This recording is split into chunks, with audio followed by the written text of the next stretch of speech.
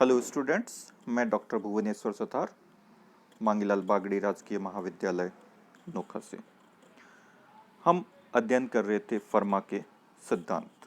फर्मा के सिद्धांत के अनुसार प्रकाश के किरण एक माध्यम में किसी एक बिंदु से दूसरे बिंदु तक गति करने के लिए उस पथ का अनुसरण करेगी जिसके लिए लगा समय अधिकतम, न्यूनतम या नियत होता है। इस सिद्धांत की सहायता से हमने परावर्तन के नियम का अध्ययन किया। यहाँ हम फर्मा के सिद्धांत से अपवर्तन के नियम जो स्नेल ने दिया था या जिसे स्नेल का नियम कहते हैं उसका अध्ययन करेंगे, उसे ज्ञात करेंगे। स्नेल का नियम हमें पता है, म्यू इक्वल टू साइन आई बटे साइन आर होता है, जहाँ पर आई आपतन कोण और आर अपवर्तन कोण है और म्यू माध्यम का अपवर्तनांक है। यह द्वितीय माध्यम के सापेक्ष प्रथम माध्यम के अपवर्तनांक को प्रदर्शित करता है।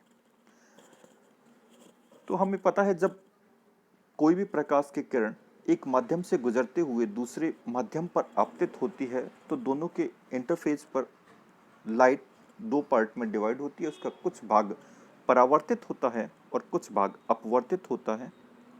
आपतित प्रकाश किरण का अभिलंब के साथ बनने वाला कोण आपतन कोण और अपवर्तित किरण का अभिलंब के साथ बनने वाला कोण अपवर्तन कोण कहलाता है।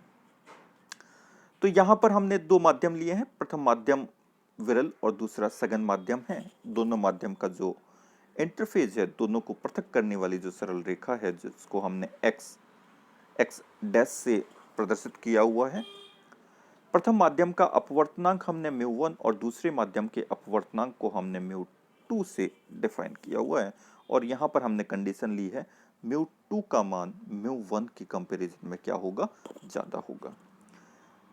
तो माध्यम में जो प्रकाश किरण है बिंदु P से Q तक गति कर रही है, तो किस प्रकार के पथ को चयन करेगी, उसी के आधार पर हम अपवर्तन कोण और आपतन कोण के मध्य संबंध ज्ञात करेंगे। तो प्रकाश किरण बिंदु OP पर गति करते हुए बिंदु O पर पहुंचती है, जहां पर अभिलंब के साथ उसका कोण, जिसे आपतन कोण कहते हैं, I से प्रदर्शित किया हुआ है। अपवर्तन के पश्चात मान लिया पथ से विचलित होती है और अपवर्तन कोण R बनाते हुए बिंदु Q तक पहुंचती है।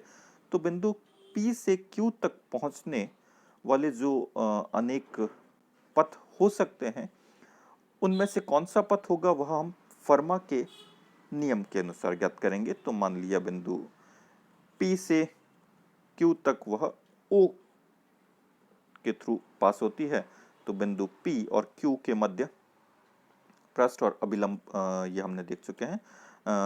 बिंदु P को यदि इंटरफेस पर यदि परपेंडिकुलर डालें, लंब डालें, तो L पर काटता है और ये दूरी हमने A से प्रदर्शित की हुई है। इसी प्रकार बिंदु Q से x डैश पर अभिलंब डालें तो M पर काटता है और दूरी हमने B से डिनोट की है। ठीक है,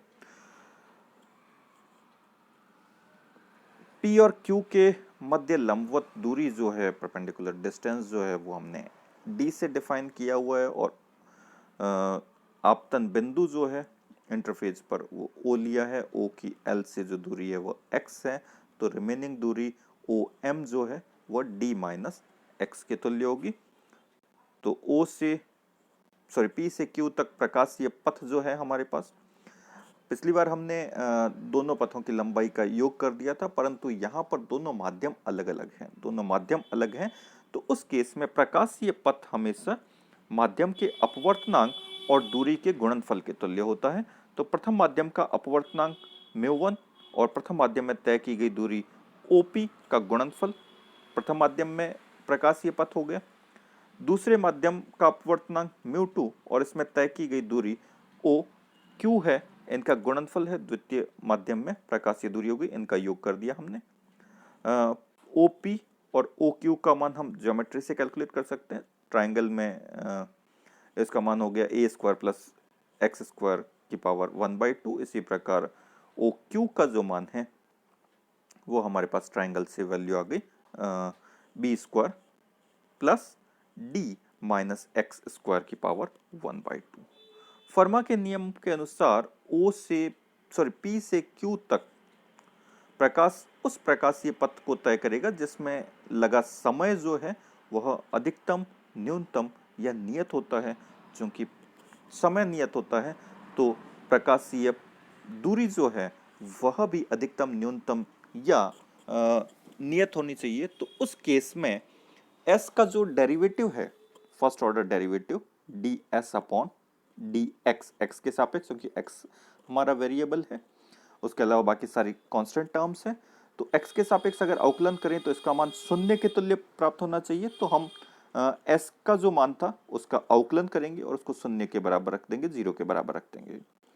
तो हमने अवकलन किया, तो अवकलन में जो फर्स्ट टर्म है म्यू1 कांस्टेंट है, 1/2 a square plus X square की पावर -1/2 इंटू एक्स स्क्वायर का करेंगे तो आ गया 2x प्लस म्यू2 ब्रैकेट वाली टर्म का हमने डी माइनस एक्स स्क्वायर के रेस्पेक्ट में किया तो 1/2 B square plus D minus X का स्क्वायर की पावर -1/2। डी माइनस एक्स के रेस्पेक्ट में इसका करेंगे तो आएगा 2 डी माइनस एक्स, फिर एक्स के रेस्पेक्ट में करेंगे डी माइनस एक्स का तो आएगा -1। कंप्लीट टर्म आ गई। इसको इक्वल टू 0, 0 के तुल्य रख दिया, 0 के बराबर रखते ही हमारे पास ये टर्म 0 के बराबर कर दिया हमने। इसको सॉल्व करने के बाद हमारे पास टर्म आ गई,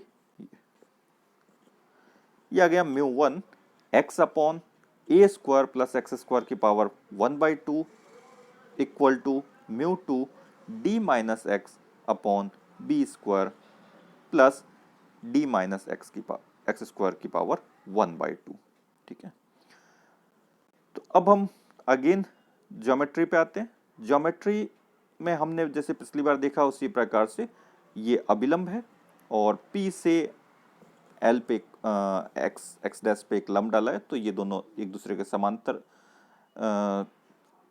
रेखाएं हैं और किन्हीं दो समांतर रेखाओं को प्रतिच्छेद करने वाली रेखा द्वारा एकांतर कोण जो बनते हैं उनका मान तुल्य होता है। तो ये I है आपतन कोण, तो यहाँ पर आपतन कोण I के तुल्य कोण बनेगा।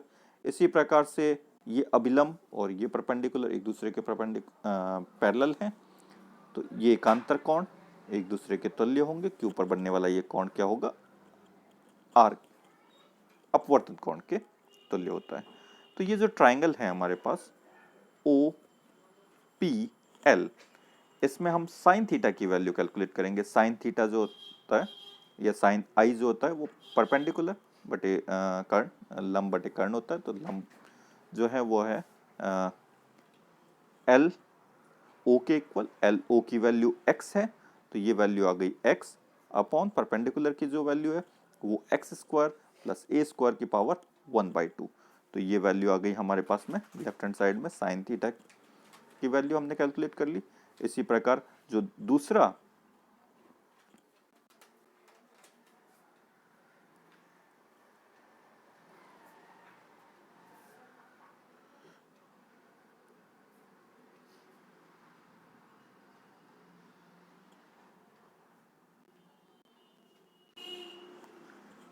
इसी प्रकार जो हमारे पास में दूसरा ट्राइंगल है OQM, उसमें हमने साइन R की वैल्यू कैलकुलेट की। साइन R की जो वैल्यू है वो आएगी D minus X upon B square plus D minus X का होल स्क्वायर की पावर 1/2 और ये वैल्यू हमारे पास इक्वेशन में आ रही है। तो ये टर्म फर्स्ट टर्म आ गई sine R, right hand side में इक्वेशन में ये ब्रैकेट वाली टर्म हमारे पास में ये साइन आई और राइट हैंड साइड की टर्म साइन R के इक्वल है, इनको रिप्लेस कर दिया तो हमारे पास जो रिलेशन आ रहा है mu one sine I equal to mu two sine R।